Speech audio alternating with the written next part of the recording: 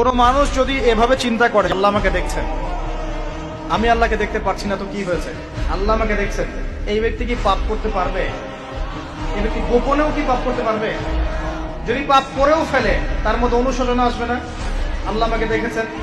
যদি পাপ করেও ফেলে দেখবেন 2 রাকাত নামাজ পড়ে বলছে আল্লাহ আমাকে মাফ করে দাও। আমাদের চলতে ফিরতে পাপ হতে পারে, স্পেশালি যুবকদের পাপ বেশি হতে পারে। যদি পাপ হয়ে যায় হতাশ হবেন না। পাপ হয়ে গেছে হতাশ হবেন না।